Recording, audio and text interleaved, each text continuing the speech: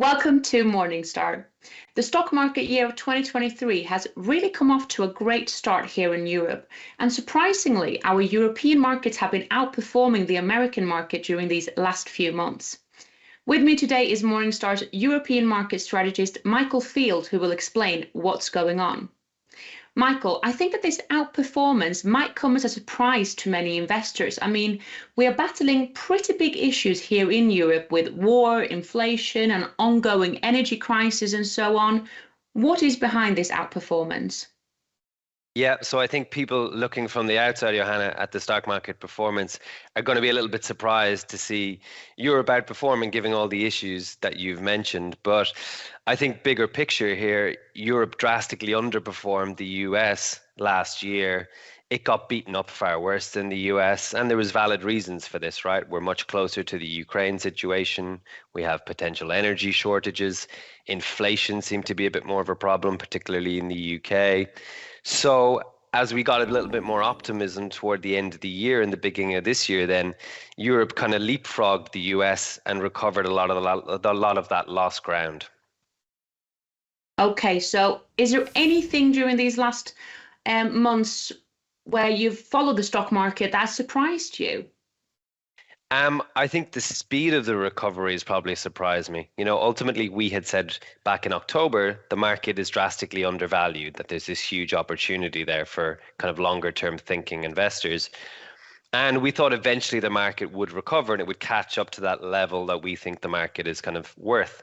But what surprised us, is how quickly investors have turned, their attitudes and suddenly become far more optimistic about this. And all it really took was a few months of seeing inflation fall a little bit, and then that gave them confidence around interest rate decisions and, potential recession as well. And that's kind of snowballed into the kind of positive performance that you've seen to date.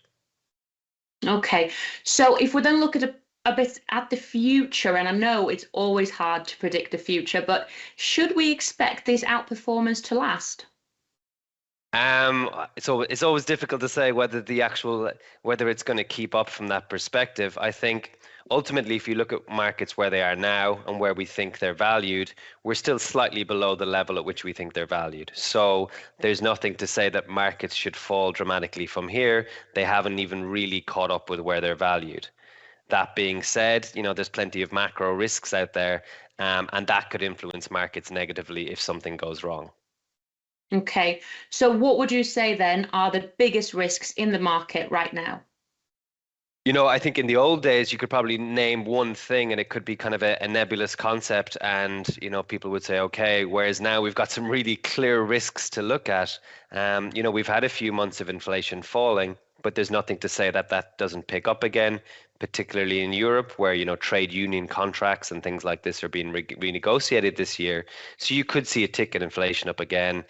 Energy shortages, again, could become an issue depending on how long the winter lasts and how well, the Eurozone governments replenish the reserves over the summer, etc. So that's another risk. Recession, ultimately, as well. We're teetering on the brink of recession constantly. So there's nothing to say we wouldn't fall back into recession again. And, you see business insolvencies and stuff like this as a result. So I think there's a multitude of risks there, and I think we really need to be aware of that.